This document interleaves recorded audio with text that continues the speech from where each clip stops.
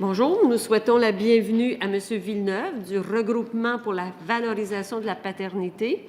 Alors, M. Villeneuve, vous disposez de 10 minutes pour votre exposé et avant de commencer, je vous inviterai à bien vous présenter. Bonjour, merci beaucoup. Merci de votre invitation. Donc, mon nom est Raymond Villeneuve, directeur général du Regroupement pour la valorisation de la paternité, un regroupement de 250 organisations et individus qui viennent de toutes les régions du Québec, autant d'hommes que femmes. On est reconnu par le ministère de la Famille, on est financé par le Centre du Grand Montréal, le Secrétariat à la condition féminine, le ministère de la Santé et des Services sociaux, la Fondation Chagnon. Et dans le fond, tout le monde nous soutient parce que, un, ils pensent que c'est important, l'engagement paternel, c'est important pour le développement des enfants, mais ils croient aussi qu'une parentalité plus égalitaire, dans le fond, c'est bon pour tout le monde. Alors, donc, je commence. Donc, le projet de loi 51 nous semble, au Regroupement pour la valorisation de la paternité, donc intéressant et pertinent à plus d'un égard. En bonifiant le régime québécois d'assurance parentale, une des pièces maîtresses de la politique familiale québécoise, le projet de loi facilite la vie des jeunes familles et participe à la poursuite de l'égalité entre les femmes et les hommes. Le RVP tient à saluer tout particulièrement les mesures suivantes. L'ajout de 5 semaines de congé de maternité et de paternité dans le cas de grossesse multiple, la mesure visant à accroître la flexibilité du RQAP en permettant la prise de congé sur une période de 78 semaines plutôt que 52, ainsi que la proposition dont le but est de rendre le congé pour les parents adoptants équivalent à celui des parents biologiques. L'effet conjugué de ces 3 mesures sera certainement bénéfique pour les familles québécoises, puisque celles-ci constituent des réponses adaptées aux besoins des familles d'aujourd'hui. L'article 10.2 du projet de loi, qui offre 4 semaines additionnelles de prestations partageables aux couples dont les 2 parents prennent au moins 10 semaines de prestations parentales ou d'adoption, est aussi une mesure intéressante. Cette mesure ferait en sorte que plusieurs pères seraient présents plus longtemps auprès de leurs jeunes enfants, favorisant ainsi un plus grand engagement de leur part, ainsi qu'un meilleur partage des responsabilités parentales. L'article 10.2 propose en quelque sorte un bonus aux couples qui partagent le congé parental. Cela incitera, selon toute vraisemblance, plusieurs couples à discuter davantage du partage de ce congé, à mieux répartir les responsabilités familiales en accroissant le nombre de semaines disponibles pour le couple, tout cela en évitant de donner l'impression que les semaines additionnelles sont enlevées à l'un ou à l'autre des parents. Pour toutes ces raisons, le RVP considère que la mesure proposée est valable, progressiste et bénéfique pour les pères, les mères et les enfants. L'effet de cette mesure risque cependant d'être limité pour les raisons que je vais maintenant vous présenter. Premièrement, seulement 26 % de l'ensemble des couples partagent le congé parental. Comme le bonus offre 4 semaines additionnelles lorsque les 2 parents prennent au moins 10 semaines de congé parental, il serait fort étonnant qu'un nombre important de parents qui ne partagent pas le congé parental se prévalent de cette mesure. Déjà, cela exclut près du 3/4 des couples québécois. Deuxièmement, parmi le 26 % des couples qui partagent le congé parental, il est raisonnable d'imaginer que ce ne sera pas 100 % de ces couples qui se prévaudront de cette mesure. Par exemple, lorsque le père prend seulement quelques semaines du congé parental, l'écart de semaines à combler pour atteindre l'objectif de 10 semaines pourrait être trop important pour que l'utilisation de la mesure soit envisagée. On sait aussi que les pères ont encore souvent des revenus plus élevés que les mères et que cela peut limiter le partage du congé parental entre les mères et les pères. On sait aussi que les milieux de travail, particulièrement les milieux à prédominance masculine, sont parfois moins ouverts à la prise du congé parental par les pères. Mais soyons optimistes, je le suis toujours, et imaginons que 80 % des couples qui partagent le congé parental, soit 26 % des couples, se prévalent de cette mesure. Dans ce cas, ce serait seulement 20,8 % de l'ensemble des couples qui pourraient bénéficier de la proposition gouvernementale.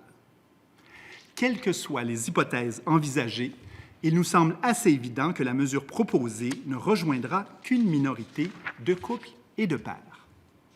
Et de plus, la mesure risque fort de rejoindre les couples et les pères qui partagent déjà le congé parental et qui ont les pratiques les plus égalitaires.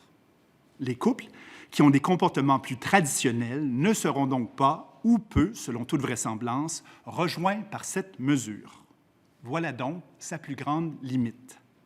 Pourtant, au Québec, le désir d'une parentalité égalitaire, d'une coparentalité engagée de part et d'autre est de plus en plus présent.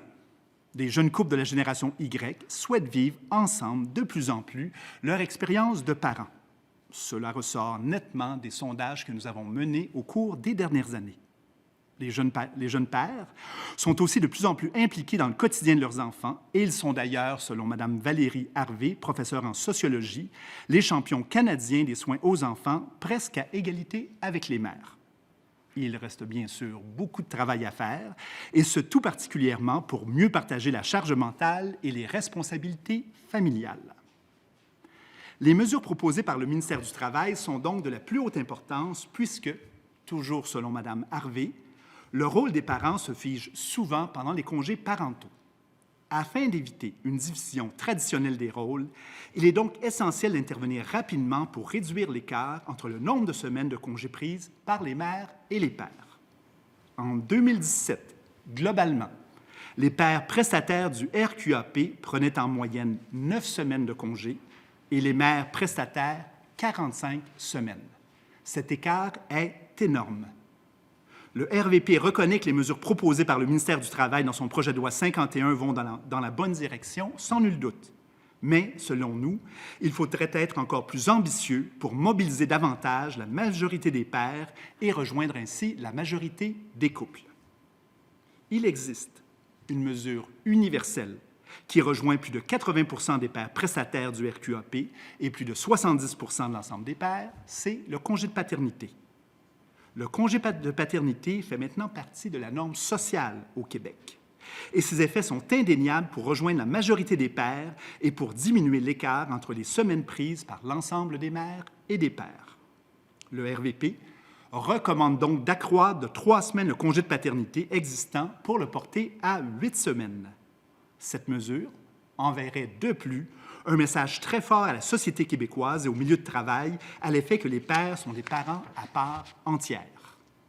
Le RVP est conscient que le coût d'une telle mesure est important, possiblement plus de 30 millions par semaine de congé de paternité ajouté, et le coût de cette mesure est plus important que celui de la disposition proposée à l'article 10.2 du projet de loi 51.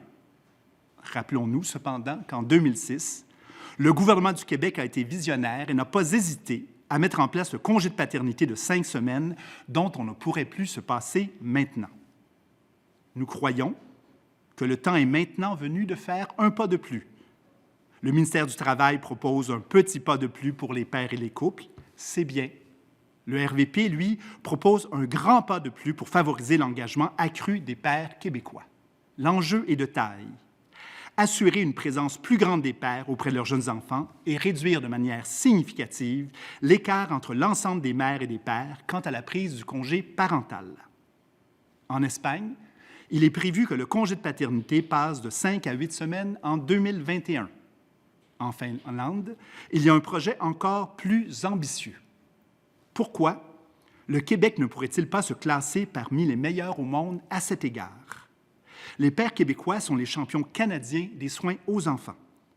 Ne serait-il pas encore préférable qu'ils se classent parmi les champions mondiaux à cet égard? Ce serait vraiment génial. Le ministère du Travail propose 4 semaines de plus de congé parental. Le RVP propose 3 semaines de plus de congé de paternité.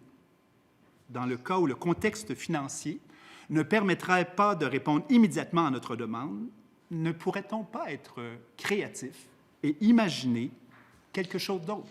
Peut-être une formule hybride, du genre 2 semaines de plus de congé parental, 2 semaines de plus de congé de paternité, 2 plus 2 égalant toujours 4, c'est bien connu. Cette stratégie aurait le grand avantage de rejoindre la majorité des pères et enverrait également un message sociétal fort.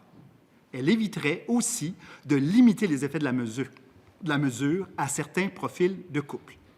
On pourrait aussi imaginer d'autres formules composites si ça semble intéressant, mais l'idée, dans le fond, c'est qu'il faut s'assurer de rejoindre la majorité des pères et des familles.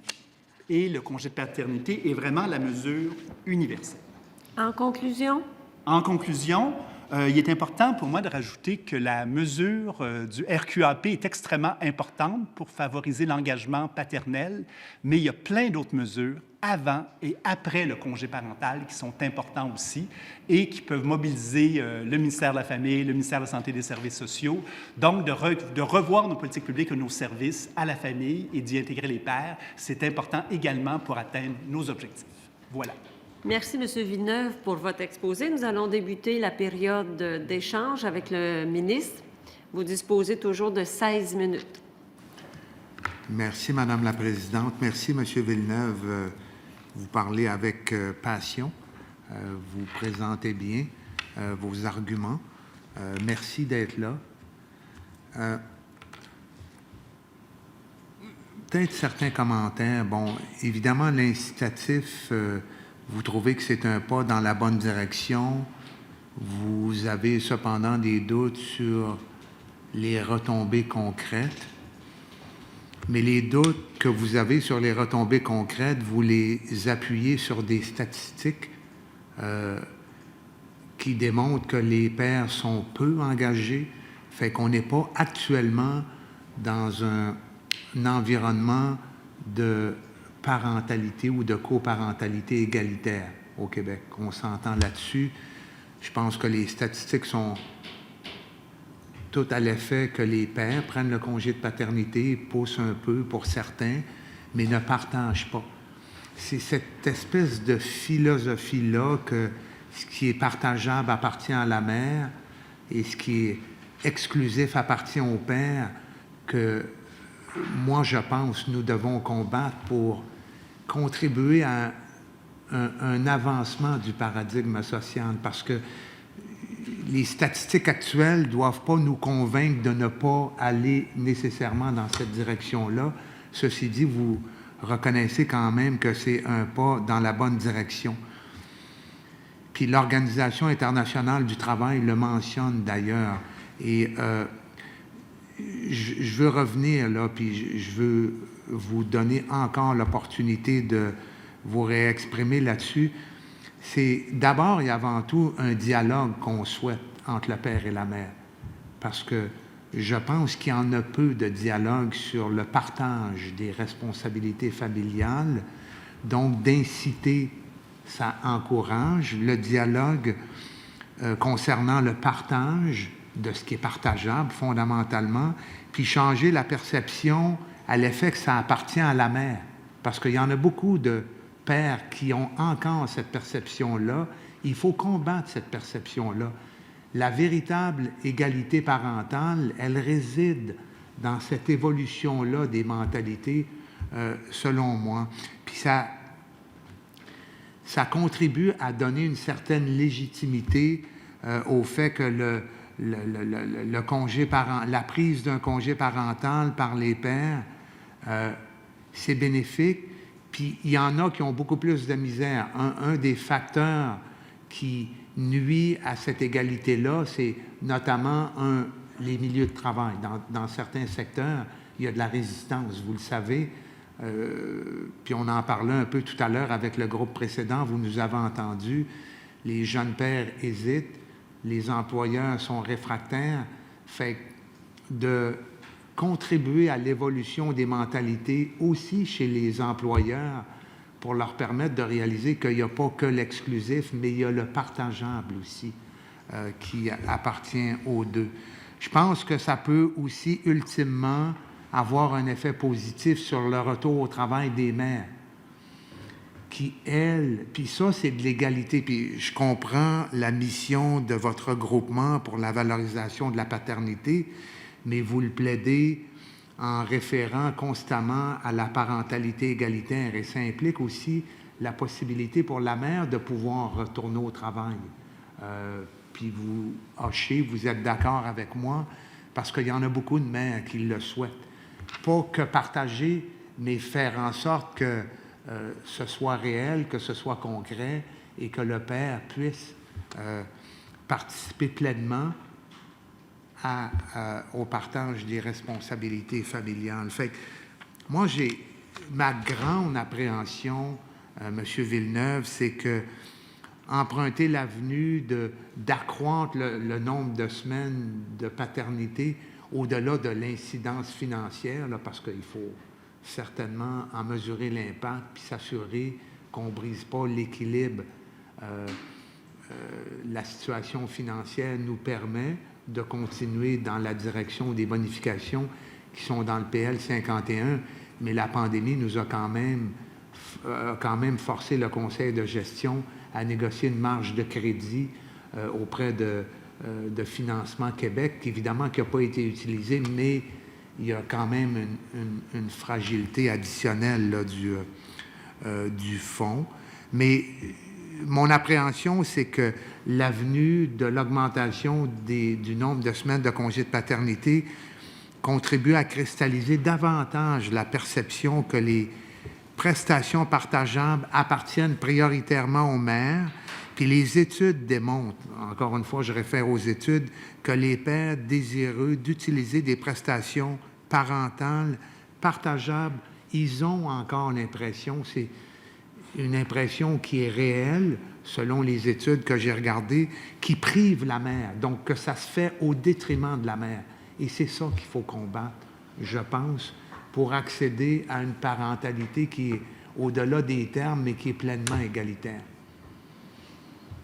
Oui. Notre position est fondée sur le fait que ce qui change vraiment les choses, c'est le congé dédié au père. Parce que c'est un message clair, sociétal, qui rejoint, c'est une mesure universelle qui rejoint la majorité des pères. Ce qui semble aussi, c'est que les parents qui partagent le congé parental, souvent, ils ont certaines conditions socio-démographiques particulières. Ils vont souvent avoir des situations d'emploi comparables, ils vont souvent avoir une scolarité plus élevée, ils vont souvent être plus jeunes, donc ils ont certaines caractéristiques socio-démographiques. Ce qui fait qu'en partant, on échappe une grande partie des pères si on va seulement dans cette direction-là. Et on regarde, je voyais récemment, en Suède, ils ont 15 semaines de congé de paternité. Okay? Et je pense que si un pays qui est égalitaire, qui est progressiste, c'est bien la Suède. Donc, s'ils font ça, c'est parce qu'ils pensent qu'il faut vraiment, pour changer les mentalités, dédier les congés spécifiquement aux pères. Sur le congé parental, moi, j'ai beaucoup lu aussi les études du Conseil de gestion de l'assurance parentale, et ce qu'on voit, c'est que de plus en plus, les couples échangent, les couples discutent, mais que le déterminant principal, la décision du partage du congé parental, c'est la décision de la mère. Donc, oui, ils peuvent échanger, mais ultimement, à cause de notre société, de nos conceptions qu'on porte tous, des conceptions des milieux de travail, ça demeure la décision de la mère. Donc, il arrive souvent qu'au niveau du congé parental, dans le fond, le père va le prendre dans la mesure où il y a un consensus sur la situation financière, le prévoit et tout ça. Et je ne connais pas beaucoup de pères qui vont dire « je prends le congé parental, c'est à moi, puis tu n'as rien à dire » ou on sépare à tout prix 50-50, puis c'est comme ça. Fait qu'on est dans une situation où si on veut vraiment qu'il y ait un changement, et les pays les plus progressistes le font, c'est qu'il y ait plus de congés de paternité pour envoyer un message fort au début. Et l'autre élément aussi qu'il ne faut pas oublier, c'est que ce sont deux outils complémentaires. C'est pour ça qu'en blague, je vous ai dit, on pourrait en mettre un des deux. C'est que d'une part, la période de transition dans une famille où un enfant arrive, c'est aussi important de le vivre ensemble. Au Québec, on a des statistiques assez terribles de séparation dans les 2 ans qui suivent la naissance d'un premier enfant. C'est un des plus gros chocs sur la famille, l'arrivée d'un enfant. Donc, il faut aussi que le couple devienne une famille et qu'ils traversent ensemble cette période-là. Ça fait que, oui, il y a tous les autres aspects que vous avez mentionnés, mais il y a cette dimension-là.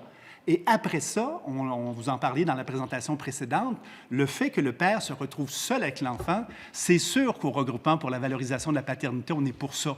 Que le père soit là, qu'il apprenne la relation avec son enfant, qu'il apprenne à s'en occuper et tout ça. Mais si on laisse ça, on pense, dans la mécanique habituelle, l'effet va nécessairement être limité à un certain profil socio-démographique de parents. Et on ne pourra pas changer vraiment ce qu'on veut changer. C'est notre conviction.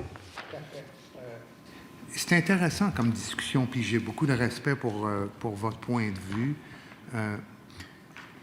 C'est vrai que les familles qui partagent plus, probablement, ils ont des caractéristiques socio-démographiques particulières, ou, bon, des fois, on dit que c'est des familles ou des jeunes parents qui sont plus progressistes, mais c'est vers cette pensée-là de ces jeunes parents progressistes-là que nous devons tendre, mais en le faisant graduellement.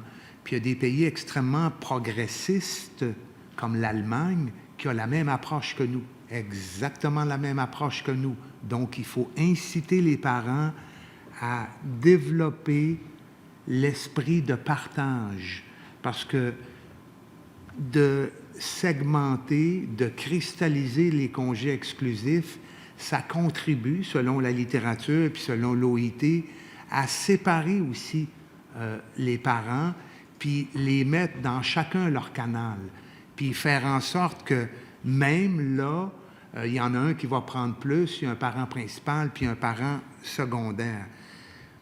Et l'autre élément, moi, je pense qu'il faut y aller de façon progressive aussi, pas progressiste, mais aussi progressive, parce que je pense aux employeurs du Québec qui ont eu aussi à s'adapter graduellement au concept de congé de paternité. Puis c'était 5 semaines, mais il y était une période de temps où c'était 2 semaines, puis 3 semaines. Là, de plus en plus, les jeunes pères prennent le 5 semaines. Mais il y a ça aussi, cette capacité, il faut tenir compte de la capacité d'adaptation sociale. Puis quand je réfère à l'adaptation sociale, je tiens compte autant des employeurs que des travailleurs et des travailleuses, que des parents, que les parents A et B, que les familles aussi. Fait que je pense que l'approche incitative, moi, j'apprécie beaucoup quand vous dites on fait un pas dans la bonne direction. Puis je pense qu'au-delà de l'aspect progressiste, il faut penser à l'aspect de progressivité, puis à l'intégration graduelle de cette nouvelle culture familiale-là, ou cette nouvelle culture de parentalité égalitaire. Je pense qu'il faut y aller étape par étape. Si vous aviez, M. Villeneuve, vous avez vu que dans notre projet de loi, bon, je sais que, évidemment, les 5 semaines exclusives dans le cas des adoptions multiples ou des naissances multiples, vous êtes confortable, l'étalement à 78 semaines, l'égalité pour les parents adoptants. On pense aussi, dans ce projet de loi-là, à ce que le conseil de gestion puisse mettre en place des projets pilotes. Évidemment, toujours dans le respect de ce que le projet de loi devra prévoir là, comme tenant et aboutissant du projet pilote. Puis les projets pilotes sont souvent des opportunités de nous faire progresser aussi socialement. Si vous aviez une idée d'un projet pilote, est-ce que vous pourriez la partager avec nous? Bien, écoutez, il y a une cible qui est souvent identifiée dans à peu près toutes les études, tous les rapports, mais que les gens, on voit rarement des projets s'adresser à cette cible-là. C'est justement les milieux majoritairement masculins. On sait que souvent, c'est des milieux qui sont plus réfractaires aux mesures de conciliation famille-travail. Alors, ça serait vraiment intéressant de creuser ces milieux-là, de réfléchir sur la culture de ces milieux-là et d'aller les mobiliser. Mais on voit déjà que la société change, la société évolue. On se souvient tout le monde de la grève de la construction il y a 2 ans, qui est un milieu très clairement, majoritairement masculin, et les revendications portaient en grande partie sur les mesures de conciliation famille-travail.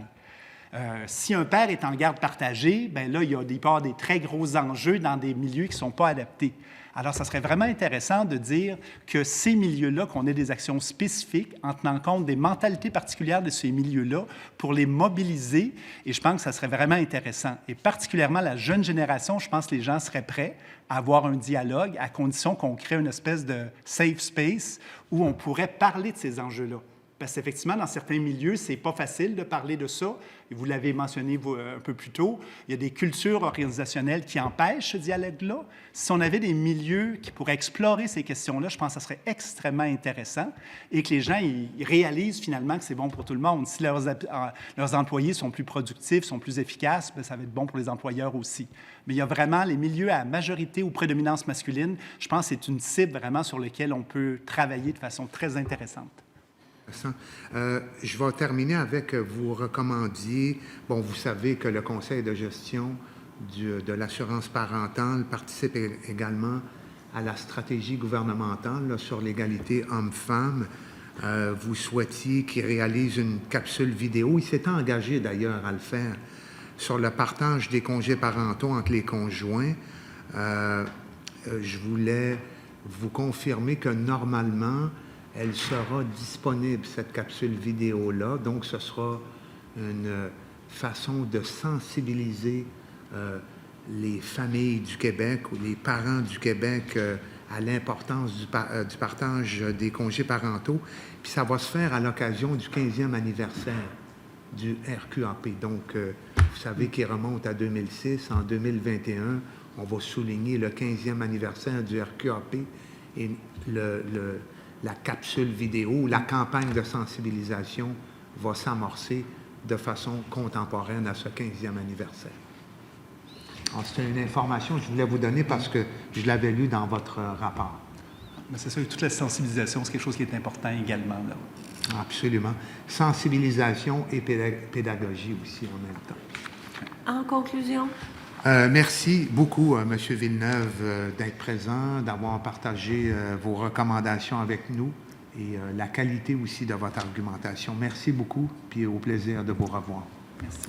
Merci, Monsieur le ministre. Nous poursuivons avec le groupe d'opposition officielle, avec le député Néligan. Merci, Madame la Présidente. Bonjour, Monsieur Villeneuve. Bonjour. Excellent rapport. Merci beaucoup. C'est très clair. Vous ramenez d'autres aspects. Le premier aspect qui m'a interpellé, vous avez dit, et je pense que c'est la motivation de nous tous autour de la table, c'est atteindre l'objectif des mesures qu'on espère mettre en place. Et le chiffre qui m'a le plus interpellé, le 26%. Je ne sais pas si ça vous dit quelque chose. Vous avez dit que les 3/4 des couples sont exclus parce qu'ils n'utilisent pas le congé. Et pour moi, aujourd'hui, là, c'est comme... Est-ce qu'aujourd'hui, avec le projet de loi, la mesure d'augmenter et d'avoir le bonus, les semaines bonus, on va atteindre l'objectif escompté? J'en suis sûr et certain que le ministre est aussi quelqu'un de résultat. Pensez-vous qu'on prend le bon moyen pour atteindre les résultats? Moi, ce que je pense, c'est que ceux qui partagent déjà vont partager plus, mais ceux qui ne partagent pas ne partageront pas davantage. Donc, c'est vraiment ça, dans le sens, c'est qu'on va renforcer le comportement de ceux qui sont les plus progressistes. C'est tellement bien dit, là, on dirait que c'est de la musique à mes oreilles, parce que juste avant vous, il y a un groupe qui nous a sensibilisés par rapport aux normes. Et moi, c'est tout un débat philosophique sur les normes. On peut les prendre de n'importe quel angle philosophique. Le débat sur les normes sociétales, c'est très profond et ancré. Sans aller trop dans la philosophie, vous venez avec des faits. Ceux qui partagent vont bénéficier des 4 semaines bonus. Ceux qui ne partagent pas ne vont pas embarquer dans le partage et de facto, ce qu'on nous sommes en train de proposer aujourd'hui, est-ce qu'il sera valable ou pas? À mon avis, si je suis ce que vous êtes en train de nous dire, on ne va pas atteindre le résultat escompté. On va l'atteindre pour une partie des couples, mais pour la majorité, on ne l'atteindra pas. Les couples qui sont déjà capables, ou bien à l'intérieur de la cellule familiale, il y a déjà ce genre de discussion. OK. Bon, là maintenant, la deuxième question, comment on peut pallier à ça? Vous ramenez l'idée des semaines, mais j'ai aimé un mot que le ministre a utilisé, mais d'autres groupes, ils disent, écoute, est-ce qu'on peut aller graduellement? Le ministre a utilisé cela progressivement? Est-ce qu'on peut... Parce que le but, on doit l'atteindre, on veut l'atteindre, on veut augmenter la notion de ces groupes, à lecture progressiste, que le père s'engage davantage. On a tous cette volonté. Et le moyen, probablement, c'est là où j'aimerais bien avoir votre opinion. C'est que ce qui est important, puis écoutez, ça fait 15 ans que je suis au regroupement, c'est qu'il faut nommer l'objectif, il faut faire des mesures pour soutenir l'objectif. Et là, c'est clair pour moi que ce qui est disponible pour nous, c'est vraiment le congé dédié au père. Est-ce qu'on doit le faire quand il est à la mère? Est-ce qu'on peut le faire quand le père est seul? Je pense que les deux options sont envisageables. Mais il faut vraiment qu'il y ait une cible très claire, que ce soit les pères. Et comme je dis, si on veut vraiment atteindre notre objectif de société, on doit aussi se poser la question de tous les messages contradictoires qu'on envoie sur la parentalité. Je vais vous dire quelque chose qui est tout à fait connu. Saviez-vous que jusqu'au 22 août 2017, au ministère de la Santé et des Services sociaux, il y avait des mères et des parents.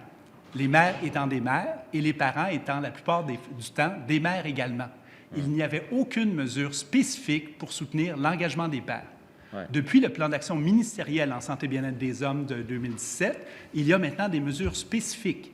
Il y a un programme de soutien aux parents vulnérables, dans lequel le programme CIP, dans lequel encore maintenant, un père ne peut pas inscrire son nom dans le formulaire.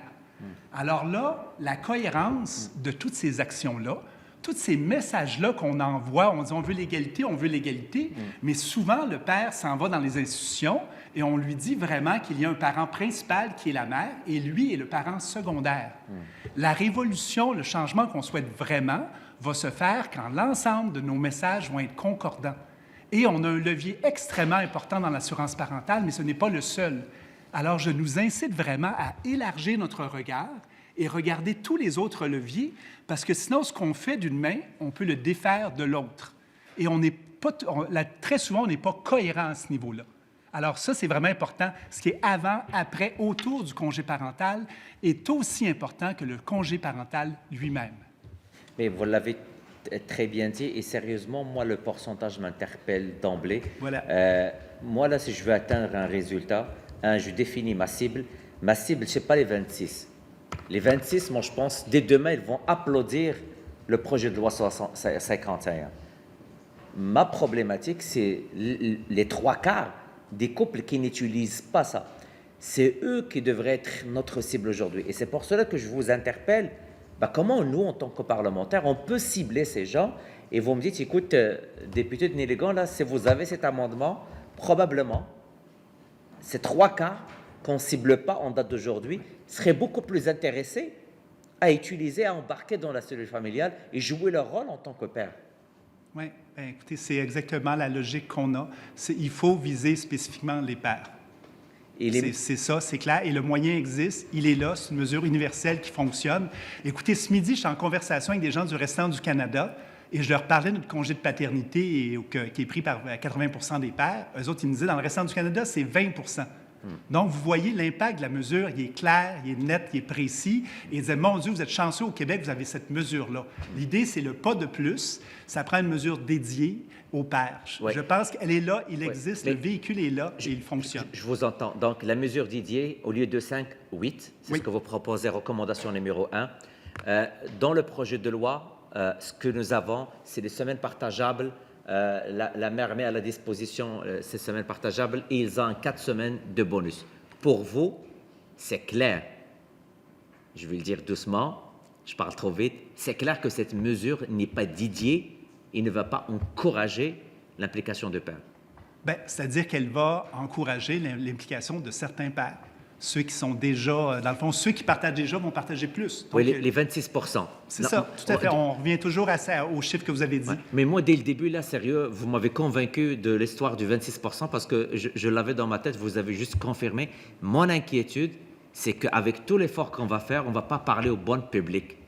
Parce que celui qui est déjà vendu à l'idée, ben, il va la faire, il va la suivre. Oui. Ma crainte, on va faire un travail exceptionnel, mais au bout de la ligne, à bout d'1 an, de 2 ans, de 3 ans, on va se revoir, on va voir les résultats du fonds, du comité, et ça ne va pas être les résultats escomptés qu'on va se donner aujourd'hui. Donc moi, je suis avec vous dans cette lecture.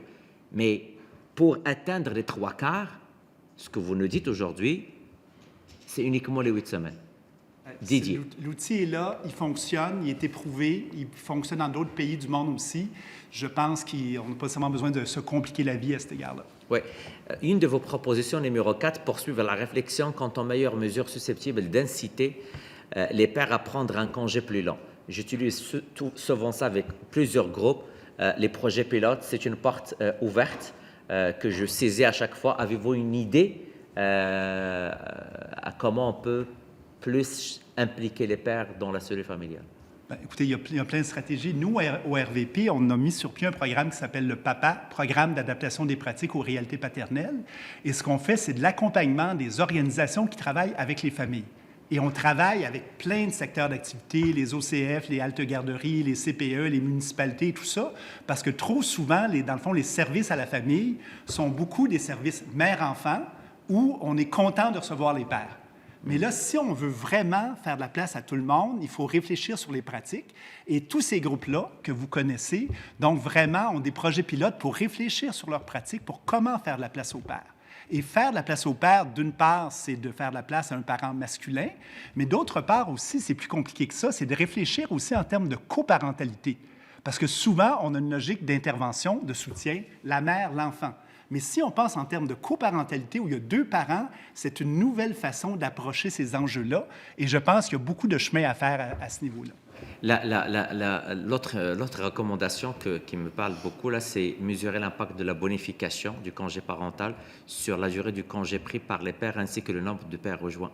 Moi, je pense, je ne sais pas c'est quoi la piste d'atterrissage du ministre avec son projet de loi, mais c'est jamais, je présume rien, mais c'est jamais on va avec ce que je sens depuis le début, ce que vous dites, c'est que ça ne prend au moins pour la première année, voir l'impact de cette bonification. Donc, les 4 semaines que le bonus pour le père.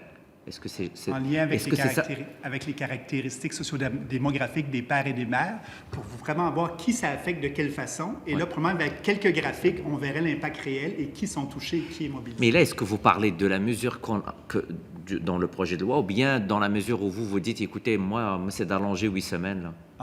Toutes les mesures doivent être monitorisées, mais particulièrement celle du bonus pour vraiment voir qui elle mobilise. Oui. Et est-ce que vraiment a atteint le résultat? Donc, on ne dit pas qu'on a un bonus de 4 semaines, on le lance, mais au bout de la ligne, personne ne l'utilise, ou bien on reste toujours dans le même groupe que vous avez identifié à 26 %. C'est notre crainte. Okay. Excellent. Merci beaucoup. Merci pour votre présence. C'était très clair. Merci. Merci au député de Néligan. Nous poursuivons avec le porte-parole du 2e groupe d'opposition, avec le député d'Hochelaga-Maisonneuve. Vous avez 2 minutes 40 secondes. Merci, Mme la Présidente. Bonjour et bienvenue. C'est vrai que la création du congé paternel, je pense, a créé une petite révolution au Québec. C'est drôle parce que samedi matin, j'étais au parc avec ma petite. On est chanceux d'avoir plusieurs beaux parcs pour enfants dans Hochelaga-Maisonneuve. Puis à un moment donné, j'ai réalisé que de la douzaine de parents qui étaient présents, on était presque juste des pères. Il y avait une mère qui était présente. Puis je me suis dit, on dirait que ça n'arrive pas souvent que je réalise que tout d'un coup, dans un endroit dédié aux enfants, il y a une majorité de pères. Je ne peux pas m'empêcher de croire que le RQAP, et plus précisément le congé paternel, n'y est pas pour quelque chose. Tout ce que vous avez dit et tout ce que vous avez écrit est de la musique à mes oreilles. J'ai tenté de convaincre M. le ministre depuis le début du projet de loi de tout ça. Vous le mettez dans un beau mémoire avec des beaux graphiques. J'espère que ça pourra nous aider dans l'étude détaillée à continuer à créer le consensus parce que visiblement, depuis le début des audiences, peu de mémoires ont soutenu la proposition du ministre. La plupart des mémoires ont plutôt soutenu une proposition avec des variantes alentour de dire non, bonifier le congé paternel plus tôt. Vous avez déjà donc bien évoqué tout ce volet-là. Je vais donc poser une question sur l'aspect des congés. Vous avez été quelques organisations à soutenir l'idée qu'il fallait créer une banque de congés à partir donc du RQAP. D'autres disent à partir des normes du travail. Vous semblez plutôt vous situer à partir du RQAP. Est-ce que vous avez évalué aussi l'option d'y aller par les normes du travail? Est-ce que c'était un choix l'un versus l'autre ou dans le fond, tant qu'on réussisse à en mettre plus? Un expert de cette question-là, mais il nous semblait que le besoin de congé allait bien au-delà de la période du RQAP. Fait qu'on se disait que ce serait intéressant de penser à une solution comme ça. Mais techniquement, je n'ai pas les compétences là, pour comparer les deux avenues. Donc, restons sur votre proposition à partir du RQAP. C'était à 10 jours, je pense, si je me trompe pas. 10 jours de plus, c'est ça. Vous arrivez à ce chiffre-là par une expérience, un sondage? Ou bien, on regarde, dans ce cas, ça nous semblerait vraiment un plancher, un minimum, là, quand on regarde les journées de maladie et tout ça. Là, fait qu'on partait avec un plancher comme ça. Là. OK. Est-ce qu'il nous reste un peu de temps, Mme la Présidente? 40 secondes. 40 secondes, peut-être en terminant. Plusieurs groupes, en début d'audience, ont proposé de reporter l'application de ce projet de loi à cause de la pandémie, à cause des difficultés économiques.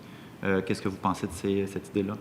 Bien, écoutez, les familles ont été très éprouvées pendant le COVID et tout ça. On a fait un sondage sur la coparentalité qui était super intéressant. D'une part, il y avait 40 des familles qui nous disaient qu'ils avaient amélioré leur pratique de coparentalité et qui pensaient vraiment que leur pratique serait changée durablement.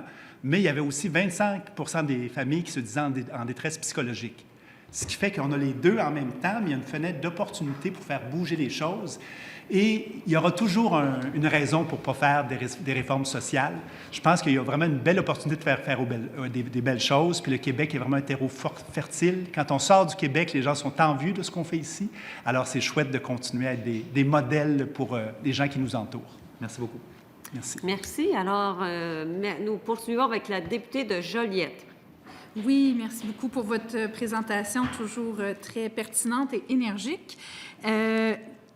Comment on arrive, donc je comprends bien votre proposition qui est de se concentrer sur les semaines en exclusivité au père.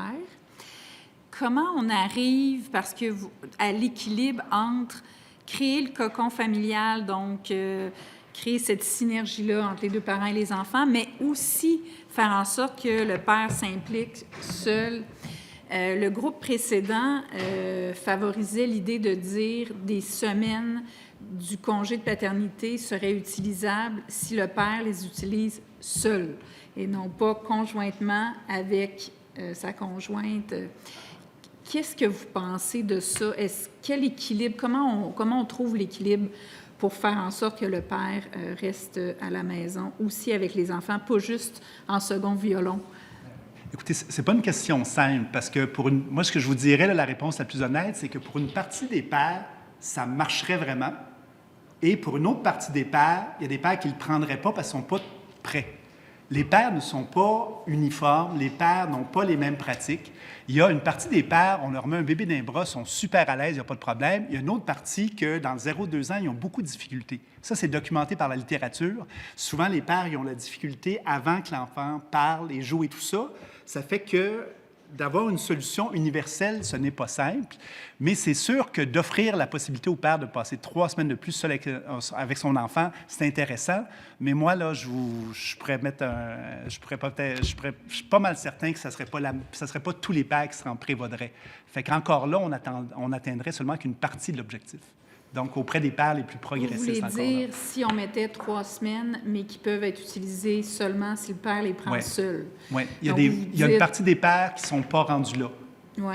Moi, c'est vraiment, puis je suis quand même souvent sur le terrain, là, il y a une partie des pères qui ne seraient pas là. Il y a une partie des pères, peut-être la moitié qui le prendrait, l'autre partie qui dirait « Ah non, moi, je ne touche pas à ça, je ne suis pas encore là. » Parce que tout le monde n'est pas à la même place sur le continuum. Comment on fait pour... Vous avez, de manière très pertinente, commencé en parlant un peu des normes sociales et tout ça. Comment on fait, donc, pour les faire changer, évoluer ces normes sociales-là? Je comprends que c'est un peu l'idée du ministre avec son espèce de 4 semaines de plus si on partage. Vous dites, allons vers autre chose. Si c'était ça notre objectif, comment on y arriverait? Écoutez, là, si j'allais la réponse la plus simple, là, je vais direct au point. Le RVP a 3 cibles. Les politiques publiques, les services, les pairs. Si on veut vraiment avoir le changement social qu'on souhaite, il faut agir sur les 3 vecteurs. Donc, regardez les politiques publiques qui entourent la famille, regardez les services, puis après ça, aller dans l'espace public. C'est comme ça que ça peut vraiment bouger. Il n'y a pas juste un seul levier qui peut tout régler. La société, c'est plus compliqué que ça. Oui, un petit peu. Puis vous arrivez, vous, avec une proposition de jour aussi. Donc, on voit que c'est aussi présent dans les groupes Défendre la famille, donc de jours un peu qui peuvent être pris. Et votre proposition, si je la comprends bien, c'est d'ajouter un 10 jours qui peut être utilisable. Et dans la séquence temps, ce serait dans quelle période de temps que ça puisse être utilisable? Bien, c'est sûr qu'on pensait certainement dans l'année ou dans les 2 années qui suivent la fin du congé parental. Parce que le besoin est là de façon évidente. Clair. Donc, merci. Parfait. Merci, c'est tout le temps que nous disposons. Merci, M. Villeneuve, pour votre contribution aux travaux de la Commission. Alors, la Commission suspend ses travaux jusqu'à ce soir à 19h30 et nous nous retrouvons dans les mêmes salles. Merci.